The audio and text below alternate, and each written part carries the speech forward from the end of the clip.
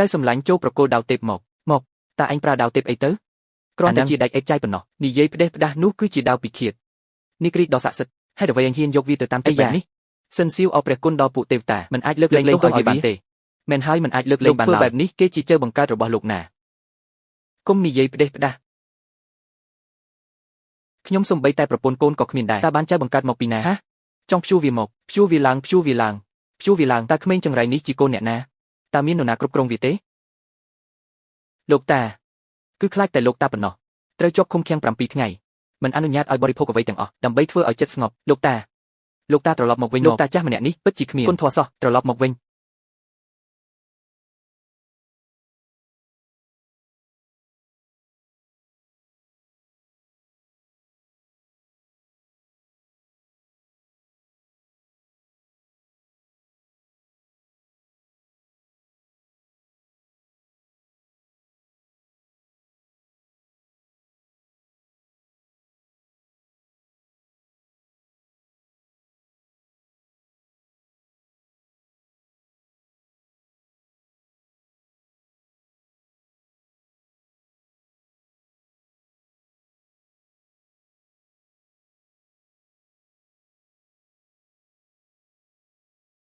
គ្រូម្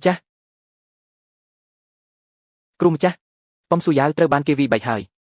មិនល្អទេមើលទៅដង្ហើមនាគបិសាចបានរាវដាលដល់ភ្នំស៊ូសានហើយប្រញាប់ទៅរកសិស្សច្បងអ៊ូជីរបស់ឯងរួចនាំគេទៅកាន់និកាយហ្វានគូមីដើម្បីស្នាក់នៅទីនោះទទួលបញ្ជាជួយផងតើមាននរណានៅទីនេះទេ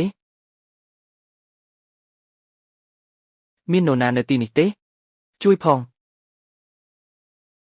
អាខ្វាក់តូច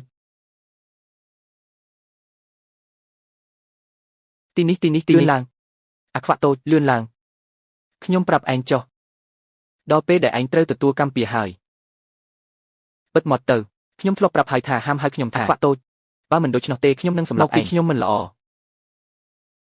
លេងខ្ញុំសិនទៅបានទេប្រាប់មកថារបស់នោះនៅឯណារបស់អីទៅលេងខ្ញុំទៅអាសម្លាញ់តូចឆាប់ដាក់ខ្ញុំ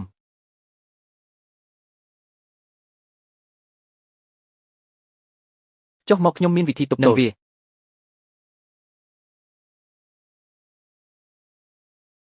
ទៅ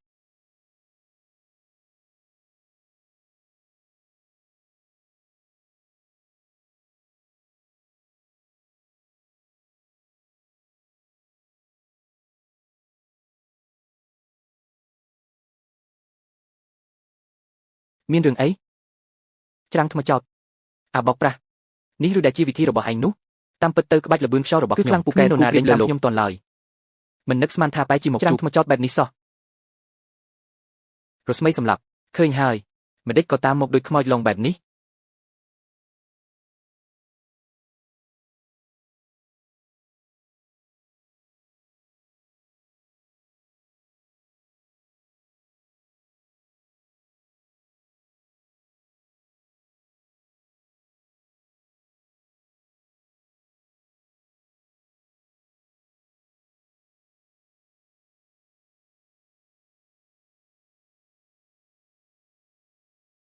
អាសម្លាញ់អើយ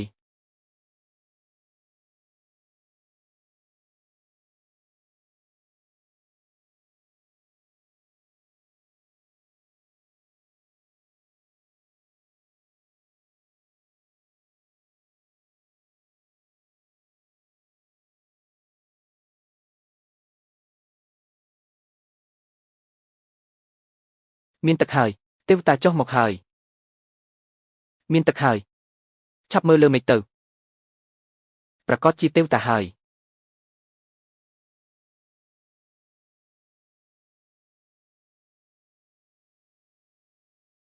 ទេវតាចុះមកឋានកណ្ដាលហើយទេវតាចុះមកហើយចុះមកទេវតាចុះមកហើយតើពួកឯងដឹងទេថាសឿនស៊ីវកន្លែងណាកាលពីម្សិលមិញនៅដាក់ទោសគេនៅឡើយដល់ថ្ងៃនេះបាត់ខ្លួនឈឹងតែម្ដង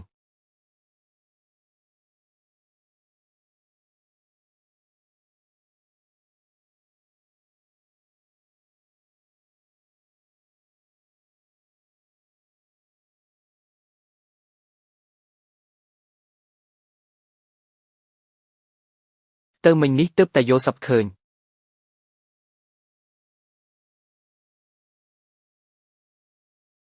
ខ្ញុំគេងនៅលើពោះរបស់លោកតាចុះដែលឯងរាវចុះរាវឡើងនឹងមានន័យថាម៉េចវាទន់ណាស់តើជប់និយាយរឿងឥតប្រយោជន៍ទៅបើហ៊ាននិយាយផ្ដេសផ្ដាស់ប្រយ័ត្នយើងកាត់អណ្ដាតឯងស្មានមិនដល់ថាមនុស្សខ្វាក់តូចដូចឯងចិត្តអាក្រក់សាហាវបែបនេះឯងថាម៉េចខ្ញុំមិនបាននិយាយអ្វីទេមិនបាននិយាយទេប្រាប់មករបស់នោះណែណាតារបស់អ្វីឲ្យប្រកាសទៅប៉ាន់មហិទ្ធិឫទ្ធប៉ាន់មហិទ្ធិឫទ្ធនេះគឺជាប៉ាន់តែដែលអាចបញ្ចេញធម្មពលមែនទេខ្ញុំដឹងហើយប្រាប់មកណែណា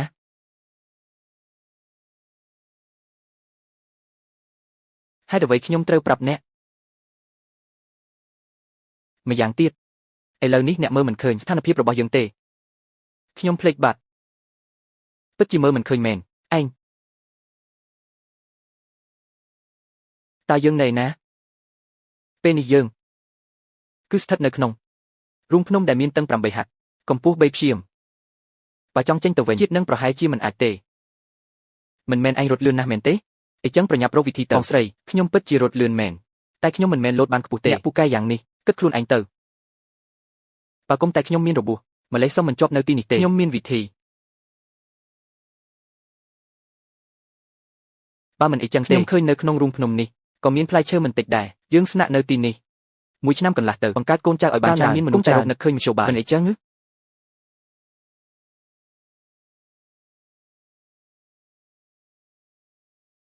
បើចង់រកមធ្យោបាយក៏រកទៅហេតុអ្វីចាំបាច់ប្រើហិង្សាហូតអីចឹងមកហុចដៃមកឲ្យខ្ញុំ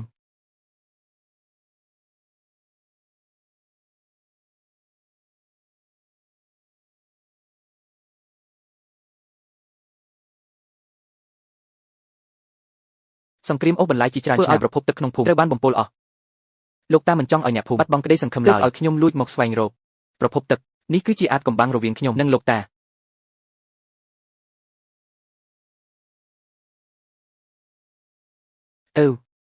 ចម្លែកណាស់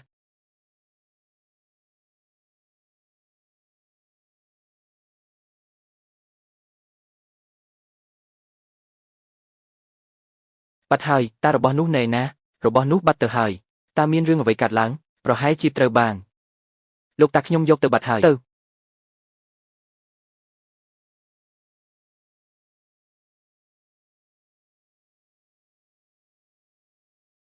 បងធំដឹងខ្លួនឡើង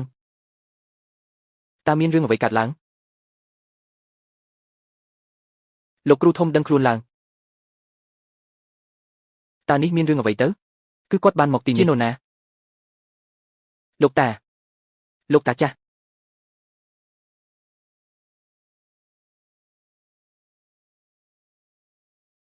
ព្រួយនៅទីនេះចុះហេតុអ្វីបាត់មនុស្សទៅហើយតើជារបស់ចង្រៃអ្វីហ្នឹងហេតុអ្វីបានជាគាត់ទៀតហើយប្រញាប់រត់ឲ្យលឿនរត់ឲ្យលឿន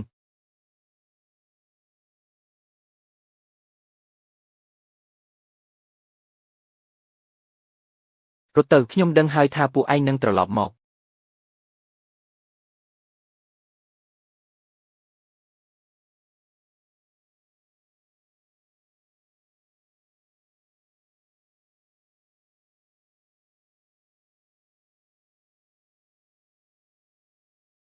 វិញជាក់ជាមិនខានមករករបស់នេះទៀតមែនទេជ្រោយវិញ្ញាណយក្សហេតុអ្វីក៏ជាអ្នកឯងទៀតអ្នកឯងតើឯងជានរណាឲ្យពិតប្រាកដឯងចាំខ្ញុំមិនបានទេសិស្សប្អូនអ៊ូជីប្អូនស្អីសិស្សប្អូនអ៊ូជីស្អីទៅសិស្សប្អូនអ៊ូជីមែនទេឲ្យខ្ញុំស្គាល់អ្នកឯងបានយ៉ាងម៉េចទៅមែនហើយតើលោកតារបស់ខ្ញុំនៅណាចូលប្រគល់នារីម្នាក់នេះមកឲ្យយើងទើបយើងប្រាប់អ្នក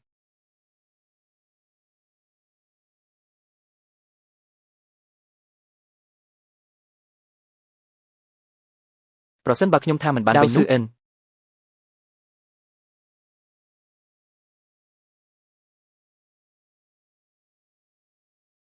ប្រគល់ដៅមកឲ្យខ្ញុំវិញ